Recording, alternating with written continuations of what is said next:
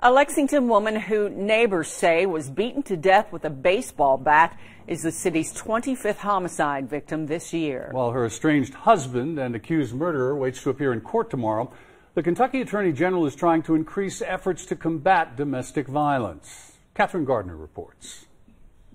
Lexington police say 38-year-old Karina Gutierrez was beaten to death by her estranged husband, Jose Rivera, around 12:30 Sunday night in her home.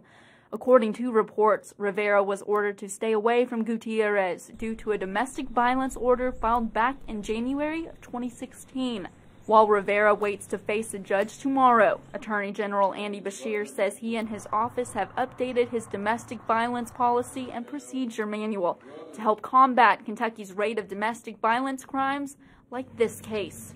Cherie Jones, a survivor of domestic abuse, now leader for Lexington's After the Storms nonprofit, says she's excited about the changes and believes Kentucky is moving in the right direction in protecting victims. When my children and I were, seeking refuge from domestic violence over 11 years ago, laws were a little bit different, and it just seemed like we didn't have as many rights. And so I believe that that's awesome that they're going to try to make something more across the board.